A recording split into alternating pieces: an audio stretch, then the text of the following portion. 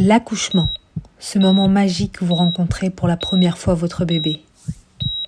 Certes, le cordon ombilical est coupé, mais vous avez encore la possibilité de garder un lien aussi fort avec votre enfant. L'allaitement. La protection ultimale contre les infections et les maladies. C'est riche en fer et en minéraux. Alors voilà la question qu'on vous posera à l'accouchement. Souhaitez-vous allaiter ?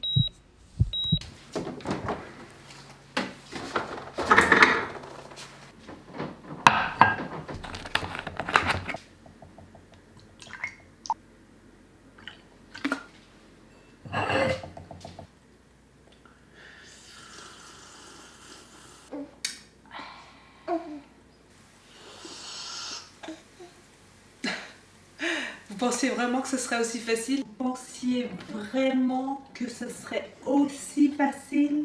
Non, je ne veux pas arrêter d'allaiter. Tel a été mon challenge pour cette deuxième grossesse. Avec Yassir, mon premier, j'étais jeune, j'avais 20 ans et j'avais vraiment aucune notion sur l'allaitement.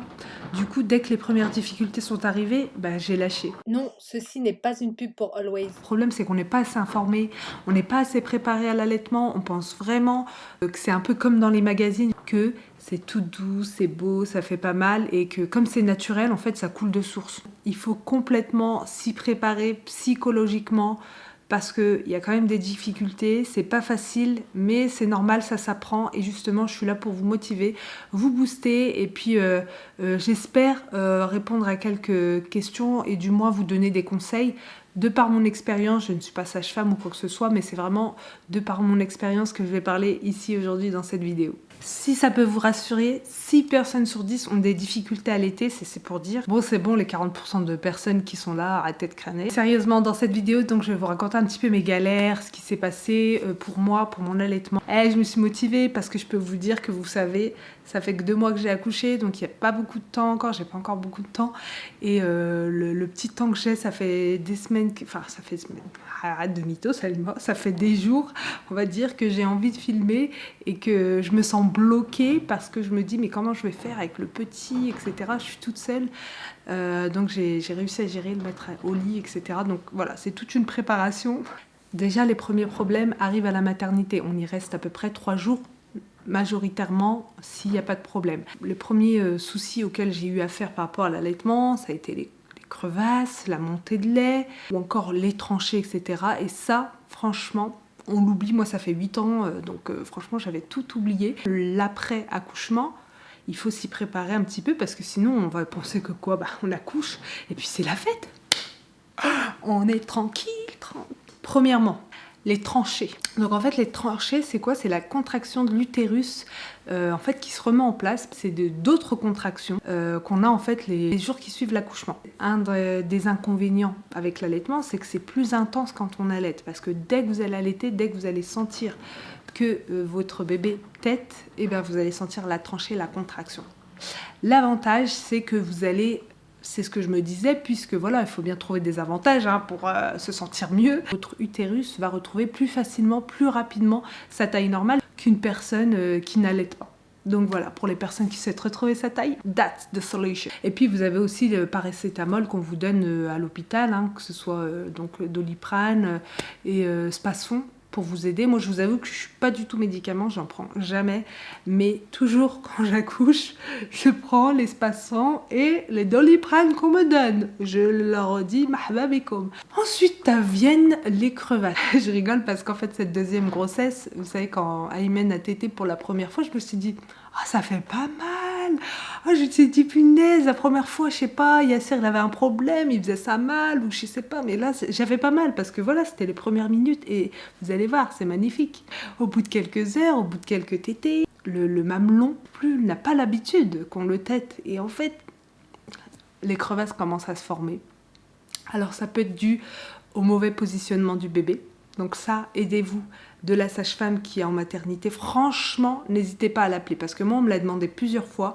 Et moi, je disais, non, ça va. Elle m'aidait à positionner, elle me disait, c'est bon. Et en fait, après, elle partait et c'était bon. Mais en fin de compte, non. Il aurait fallu que je réessaye plusieurs fois, que je redemande, parce qu'après, arriver à la maison, vous êtes seul, mais vous pouvez demander à votre sage-femme déjà de venir. Vous avez aussi des conseillers en lactation, vous avez des associations, etc. Pour vous aider, surtout pour la mise au sein du bébé, etc. à la maison. Donc n'hésitez pas à regarder sur Internet. Je vous mettrai peut-être un lien, je crois que c'est Leech League, un truc comme ça, en barre de description pour vous aider. Alors par rapport à la première grossesse, je mettais de la crème vraiment après chaque tétée. C'est super important. Je mettais la crème Lanzino. C'est une crème naturelle. En fait, après, bébé peut téter par-dessus. Donc ça, c'est nickel. Et donc, je mettais cette crème-là qui m'a vraiment sauvée quand même parce que franchement, elle cicatrise vraiment bien. Je prenais aussi de l'arnica, enfin de l'homéopathie. N'hésitez pas à mettre des coques d'allaitement en fait pour pouvoir faire en sorte que votre mamelon ne touche pas vos pyjamas parce que sinon, des fois, avec les crevasses, la crème, etc., ça colle et des fois, c'est chiant déjà, ça salit vos vêtements. Et en plus de ça, ça colle, ça peut vous faire mal un petit peu. Des fois, c'est un peu scotché même. La grosse erreur que j'ai fait, vous allez dire, mais elle est malade. Prenez des brassières d'allaitement. Ne prenez pas des soutiens-gorge d'allaitement, mais prenez vraiment plus des brassières d'allaitement. Et je dirais que pour les premiers jours à l'hôpital, prenez une XXL, j'en sais rien, mais prenez une brassière. Parce que c'est vrai que ça, c'est compliqué, on ne sait pas quelle taille on va faire. Et moi, malheureusement, je n'ai pas pris la bonne taille.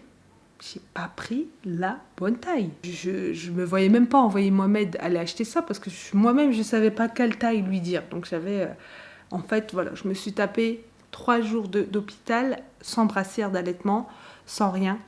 Et je peux vous dire qu'avec la montée de lait, c'est vraiment pas ce qu'il faut faire. Donc ça a été un des problèmes que j'ai eu qui m'a franchement fait grave souffrir et j'étais à bout. Déjà avec la chute d'hormones, je peux vous dire que voilà, c'est plus lourd et en plus de ça fait plus mal.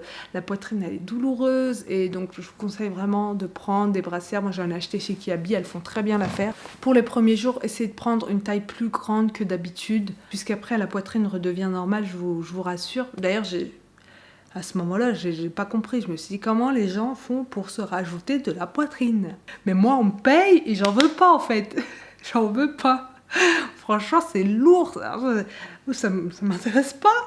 Donc ensuite, la montée de lait, elle arrive pas tout de suite. Au début, c'est du colostrum que vous avez, donc c'est pas encore du lait. Faire téter très souvent bébé pour que vous puissiez avoir du lait par la suite. N'hésitez pas à aller vous faire des massages dans la salle de bain, mais tu parles. Moi, j'avais tellement mal que je disais pas de massage, je touche pas. Pas. Et normalement, le 3e jour, enfin ça peut être même la deuxième nuit, vous allez peut-être tomber sur un des pics de croissance. D'ailleurs ça, on n'en entend pas très souvent parler, c'était la première fois que j'en entendais parler. Merci à ma sage-femme qui m'en a parlé, mais la première fois, on m'en a pas parlé.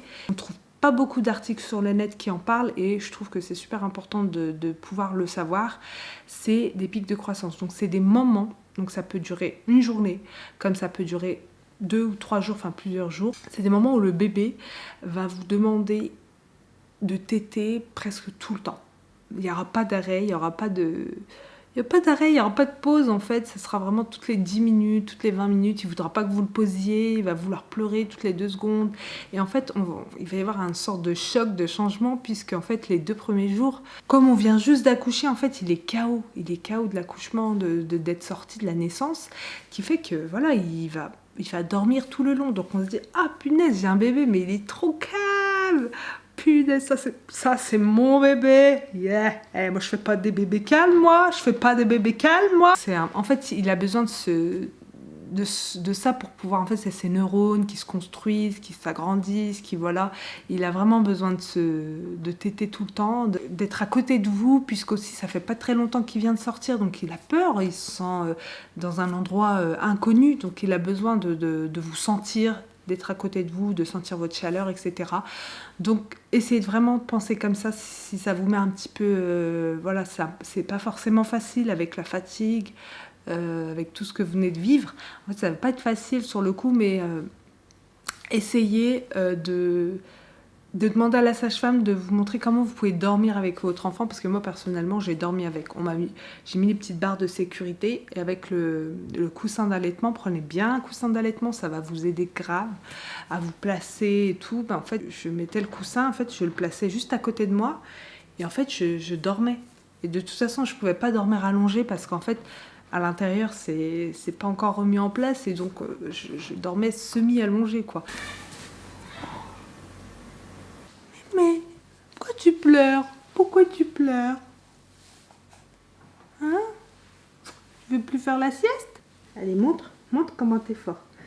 Oui, ça y est, on est grand.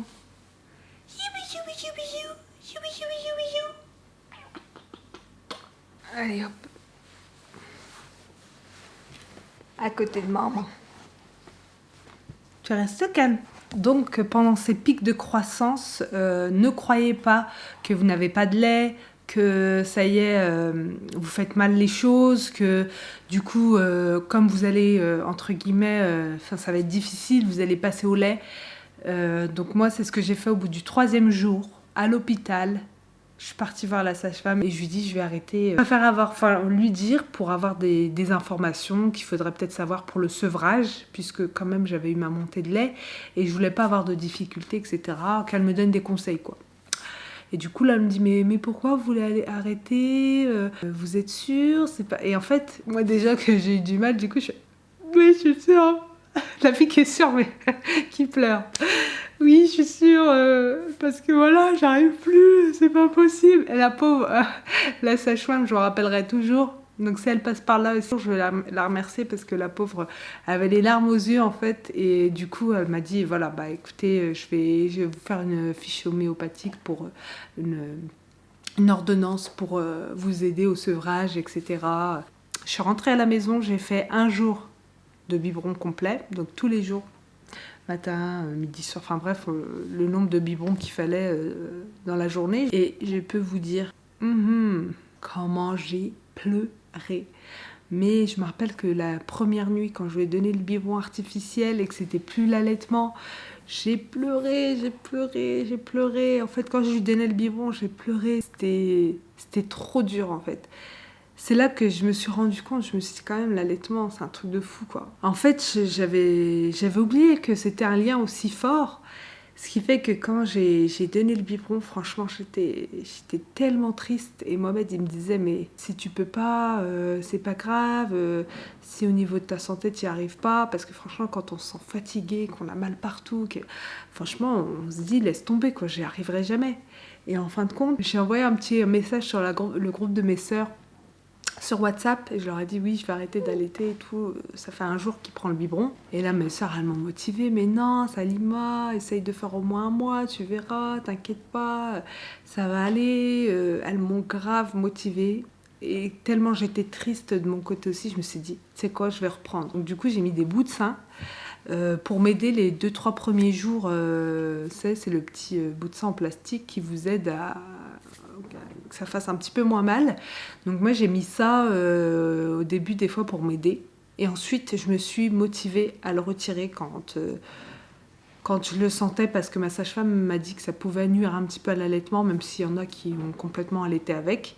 Mais c'est vrai que je me suis dit, si je pouvais le retirer, ça serait plus pour le côté hygiénique, même si on le lave à chaque fois, etc. Mais je trouve que voilà, ça peut vite choper des microbes, vu que c'est pas directement de peau à peau, donc il faut pas l'oublier. Voilà, je trouve que c'est pas trop pratique, donc du coup, je me suis dit, il faut vraiment que je retire ce bout de sein. Et donc après, j'ai repris l'allaitement. Et petit à petit, l'oiseau fait son nid, quoi. J'ai réussi à tenir le coup. Donc voilà, comme je vous l'ai dit, encore une fois, cette vidéo, elle est là pour vous aider. Parce que si on pense que c'est trop facile, arriver au moment venu, quand vous allez faire face aux difficultés, vous allez vouloir arrêter. Ça fait mal. Qu'est-ce que tu me fais, toi? Là, elle est en train de lâcher des gaz, là, depuis tout à l'heure. Je sais pas que vous entendez pas. Hey, elles vont croire que c'est moi, après. En ce qui concerne le lait, la lactation, donc forcément vous allez vouloir avoir plus de lait. Des fois on a l'impression qu'on n'a pas de lait parce que nous on pense que c'est dû à la forme un petit peu de la poitrine, etc. Mais non, pas du tout. Sachez que vous allez avoir du lait en continu. Si vous faites bien les tétés, etc. Même si des fois vous avez l'impression qu'il n'y a pas de lait, mais en fait il y en a toujours. Après, vous pouvez avoir des coups de pouce, vous avez des tisanes d'allaitement qui existent déjà sur le marché, des tisanes bio, des tisanes naturelles aux fenouil, etc. Vous pouvez vous les faire vous-même aussi, vous avez plein de recettes sur le net. Fenouil, cumin, tout ça, c'est des graines en fait qui vont favoriser la montée de lait.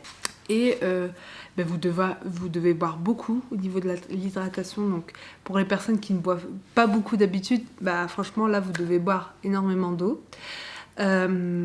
Et vous devez bien manger. L'alimentation, elle est très importante, que ce soit pour la montée de lait, comme pour les coliques. Voilà, donc ça, on va y revenir après. Mais par rapport à la montée de lait, évitez tout ce qui est sous-vêtements trop serrés, qui va vous empêcher la montée de lait. Donc mettez comme je vous ai dit, des brassières, des choses où vous allez être à l'aise, mais qui maintiennent quand même, bien sûr. Et évitez certains aliments qui peuvent faire couper le lait, comme le persil, la menthe, des choses comme ça. Et pour que la montée de lait se fasse, et qu'il y ait une bonne lactation, quand bébé pleure, vous donnez pour que voilà, ça va favoriser, surtout les premiers jours en fait, ça va favoriser la lactation. Donc vous allez sentir les premiers jours, ça va être assez difficile parce que vous allez avoir l'impression d'être collé avec bébé, d'être un peu bloqué. Et c'est peut-être là que peut arriver le baby blues, puisqu'avec la chute des hormones, cette impression d'étouffement un petit peu au bout d'un moment, même si en fait vous aimez votre bébé de tout votre cœur, c'est que juste au bout d'un moment, vous avez l'impression que en fait, vous pouvez plus bouger, quoi. Vous devez faire que ça. Mais sachez que c'est juste une petite période. Dites-vous ça, c'est une petite période, ça va passer et vous allez voir que tout va rentrer dans l'ordre. Maintenant, Aymen, il n'est pas collé avec moi tout le temps. J'aurais jamais pu faire cette vidéo dans les premiers jours ou dans les premières semaines de l'allaitement. Ça, c'était mort. Donc voilà, pour vous dire, après, dès que la lactation va se faire, lui, il va le savoir que ça s'est fait, entre guillemets, il va dire c'est bon, il y en a. Alors qu'avant, il sait qu'il doit vous aider en fait à avoir cette lactation, donc il va venir vous demander tout le temps. Il faut savoir que le lait se digère très très vite puisqu'ils ont un tout petit ventre. Leur estomac il est tout petit au début et le lait maternel se digère plus vite que du lait artificiel. Et c'est pour ça aussi qu'ils ont souvent très très faim, ça se vide vite. Je compare toujours ça aux petits poupons. Vous savez les petites poupées là qu'on achète pour les enfants, que vous leur mettez de l'eau là et ça coule direct. Pour moi c'est pareil. Vous leur donnez à boire et tout de suite ça sort. Donc voilà, c'est un petit peu pareil et c'est normal, ça digère vite, donc ça a vite faim. Sinon, le soir, au début, en plus, l'allaitement, vous allez allaiter très souvent. Au début, j'allaitais, je me levais vraiment qu'être à 5 fois dans la nuit. On se levait vraiment très souvent et à chaque tétée, une couche. Mais au début, j'étais choquée du nombre de couches que j'usais. Ça faisait des tas. Tellement au début, vous savez, j'allais chercher le matelas, je posais sur le lit, le matelas allongé.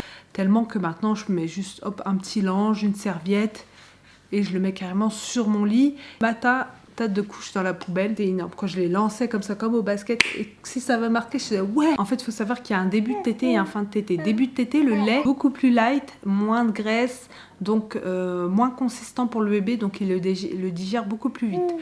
Fin de tétée, il est beaucoup plus gras en fait, et un petit peu plus épais, et en fait du coup il va tenir mieux dans le ventre du bébé. Donc moi ce que je fais, c'est que je lui donne une première tétée dans le même sein, après je lui change les couches, puisque je sais que entre temps je le fais rôter, parce que ça c'est un mythe que tout le monde me dit, t'as pas besoin de faire rôter bébé parce que c'est du lait maternel. Ah mais si vous voyez mon fils, alors j'ai commencé à écouter les gens, je me suis dit il n'y a pas besoin, donc je le posais et je ne comprenais pas parce que il grognait toute la nuit. Vraiment, le roux le gênait. Donc, du coup, quand je le prenais et que je faisais rôter, mais quand je vous dis qu'il sort des 3-4 rots immenses, tellement que des fois, j'ai peur, je sursaute. Et donc, du coup, je le fais rôter, je lui change les couches et je lui redonne une tétée. Au niveau des mastites, les problèmes qui peuvent arriver. Faites attention, ne dormez pas sur le ventre. Pensez pas que ça y est, vous avez accouché, vous pouvez dormir sur le ventre. Non. Pas dormir sur le ventre, pourquoi? Parce que vous allez écraser votre poitrine. J'ai essayé de dormir à demi, vraiment genre sur le côté, mais à demi sur le ventre. Et en fait, je me suis chopée 3 fois. Ouais, j'ai quand même tenté 3 fois. J'avais pas compris la leçon. Alors mastite, ça fait quoi? En fait, c'est des petits canaux qui vont se bloquer, en fait, qui passent le lait, en fait, qui vont s'engorger, qui vont se bloquer. Ça va créer une petite boule et en fait, ça va être coincé. Et du coup, ça tue. Vous allez avoir des courbatures. Ça dépend des personnes, hein, mais moi, j'avais des courbatures partout. Ça fait un effet, ça peut faire même de la fièvre. Ça donne un effet comme si vous aviez la grippe, en fait, et que vous étiez mais vraiment mal. Je l'ai eu 3 fois, et c'est dû aussi des fois à la fatigue. Voilà, donc reposez-vous bien. Ne faites pas trop de choses, ne faites pas dans les premiers jours, ne faites pas de ménage, etc. Enfin, demandez qu'on vous aide parce que ça ne sera pas possible, sinon vous allez tomber vous allez tout le temps avoir des mastites, etc. Ce que je faisais, c'est que je mettais une bouillotte chaude. Ça faisait vraiment du bien avant chaque tétée. Faites des massages sous la douche avec de l'eau chaude. Et il faut drainer au maximum. Donc, il faut donner à téter de ce sein au maximum à bébé. Et faites du tire-lait. Voilà. Moi, des fois, j'ai réussi à le faire partir en 12 heures et des fois en 2-3 jours. Qu'est-ce qu'il y a, mémé? Hein? Qu'est-ce qu'il y a? Oh, mémino. Donc ouais, faites attention aux mastites, à l'engorgement. Engorgement, pareil, hein, c'est parce qu'il faut tirer du lait si vous avez trop de lait. Donc voilà pour ça. Ensuite peut arriver le moment des coliques. Donc les coliques, vous savez, c'est quand bébé a mal au ventre, n'arrive pas forcément à sortir ses gaz, à faire dans ses couches, etc. Donc du coup, ça lui provoque vraiment un petit mal de ventre parce que sa flore intestinale, elle est encore très fragile et du coup, elle a du mal aussi à s'adapter parce que voilà, c'est tout nouveau pour lui. Il doit enclencher tout ce qui est digestion, etc. Donc certaines peuvent faire face à des coliques, d'autres non. Ça dépend vraiment. Donc n'hésitez pas à me donner à chaque fois vos expériences en commentaire sur l'allaitement, sur comment vous avez vécu votre allaitement, vos problèmes, etc. N'hésitez pas en commentaire, c'est toujours très enrichissant. Donc du coup, moi personnellement, ce que j'ai fait, c'est que déjà, l'alimentation, elle est trop importante. Yes. Aymen, l'alimentation, elle dit maman, elle fait grave attention. Il y a certains aliments que vous ne pouvez pas manger, comme les choux-fleurs, etc. J'évite tout ce qui est brocoli aussi, je crois que j'ai vu certaines fois. Tout ce qui est légumineuse. Donc là, ça fait très longtemps que j'ai pas mangé tout ce qui est pois chiches, lentilles, haricots, flageolets, tout ça. Pour l'instant, niette. Pendant au moins les 2-3 premiers mois de vie de votre bébé pour que voilà. Pour éviter en fait les coliques pendant que sa flore intestinale devient plus costaud, quoi. Les jus de fruits, enfin tout ce qui est jus d'orange, tout ça, ça vraiment faut bannir. Tout ce qui est soda, gazeux, donc moi de toute façon hop j'ai tout banni, je bois plus de soda ni de gaz depuis le début de l'accouchement.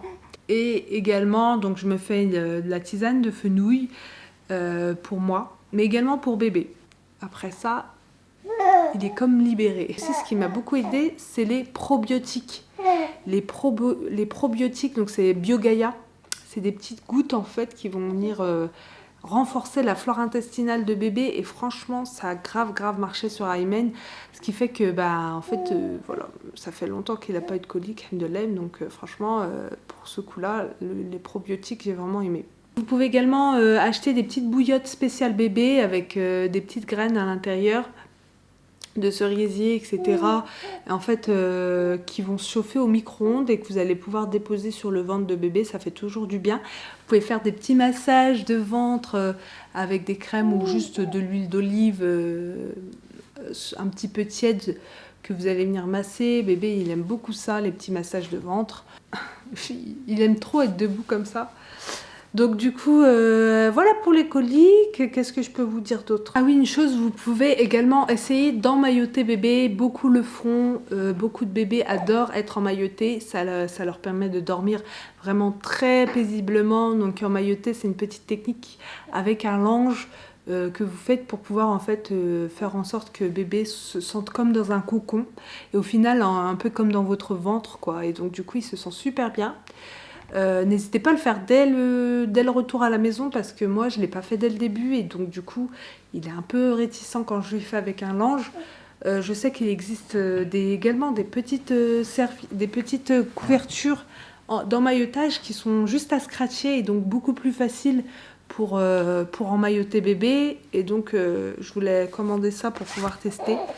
au plus vite. Donc à voir si Aymen acceptera. Donc suivez-moi sur Snap, hein. Comme d'hab, je vous montre souvent des petits trucs. Sur Snap, c'est donc Siana Salima, si jamais vous venez me suivre sur Snap, ou encore sur Instagram, c'est Salima Liani, comme pour ma chaîne YouTube. Une dernière chose, alors la tétine, moi personnellement, il l'accepte, même s'il l'a fait tomber quand même quelques fois, et au bout d'un moment, il va pas la garder trop longtemps, mais il va se calmer avec. Moi, je l'ai mis quand même quelques fois au début. Ce que je pense, c'est qu'il peut y avoir risque de confusion entre la tétine et le mamelon, mais bébé arrive quand même à s'adapter. Donc ça dépendra de vous, de votre bébé, de comment vous le sentez. Bien sûr, ça c'est vous qui décidez. En ce qui concerne le tire-lait, alors moi je vous avoue que je ne fais pas énormément de tire-lait. Hein. Les seules fois où j'en ai fait, j'ai dû faire 3 fois, puisque je sors pas beaucoup et que pour l'instant avec le Covid, je compte pas aller trop loin. Donc du coup... le tire-lait, je vous conseille vraiment de prendre la marque Medela en pharmacie quand vous allez avoir l'ordonnance de tire-lait, de location de tire-lait. Je vous conseille la marque Medela, c'est vraiment le meilleur, il est jaune et en fait il est super. Vous allez devoir choisir la tête, ça c'est important, la tétrelle, c'est l'embout en fait du tire-lait que vous allez choisir à votre taille. En fait il y a des tailles, donc il y a S, M, L. Je vais vous mettre en lien une petite vidéo YouTube que j'ai suivie pour bien savoir la taille de ma tétrelle, pour pas me tromper. Ça c'est important parce que moi au début je me suis trompée, j'avais pris taille L et j'ai vu la différence quand j'ai essayé le M. En fait rien à voir, ça a tiré beaucoup plus vite, beaucoup plus. Et ensuite forcément plus vous allez le faire, plus ça va, vous allez tirer, mais en même temps on dit aussi que si vous tirez trop et que du coup vous faites moins la tétée, bah, la lactation va moins se faire. Donc pensez toujours à faire le tire-lait après une tétée. Ne faites pas du tire-lait pour remplacer une tétée en fait. Surtout c'est très important puisque sinon vous allez perdre en lactation, en lait. Donc sinon n'hésitez pas à conserver votre lait pour plus tard quand vous sortez. Si vous laissez, moi ça m'arrive voilà, de sortir pour des petits rendez-vous médicaux. Et donc en fait j'ai un peu de lait voilà, que je tire pour donner, pour que Mohamed puisse me garder le petit. Donc voilà ma beauty team pour cette vidéo, j'espère qu'elle vous aura plu, qu'elle aura pu vous aider si vous êtes future maman ou vous êtes jeune maman et que vous savez pas trop, enfin vous avez beaucoup de questions, j'espère avoir répondu à pas mal de vos questions. N'hésitez pas à mettre d'autres questions en commentaire qui vous viendraient à l'idée si jamais vous le souhaitez. Moi comme d'autres personnes pourront vous... peut-être vous aider, franchement avec plaisir, voilà on est là pour s'entraider quoi. En attendant, comme d'habitude, Aymen vous dit de liker la vidéo. Vas-y, fais le like, fais le pouce. Fais le pouce. Mets le point levé, c'est pareil, voilà. N'hésitez pas surtout à vous abonner, à commenter, à partager, bref. N'hésitez pas surtout à la partager à des personnes que vous savez qui sont jeunes mamans, qui souhaitent allaiter, à des amis, vraiment à vos sœurs, etc. Enfin, des personnes qui souhaitent allaiter. Et... qu'est-ce qui t'arrive? N'hésitez pas à allaiter parce que ça reste quelque chose de super beau, c'est un lien super fort entre vous et votre enfant, c'est indescriptible, vraiment indescriptible, c'est tellement fort que c'est que si vous essayez que vous allez comprendre. Moi je vais vous laisser parce que ça y est, Aymen va encore téter et je vais aller le faire téter en haut, comme ça je le mets après dans son petit cododo puisqu'il dort en cododo avec moi et comme ça il va pouvoir faire la sieste. Voilà, bye. C'est sa façon à lui de vous dire au revoir. Bye, à la prochaine, ciao. Allez on y va.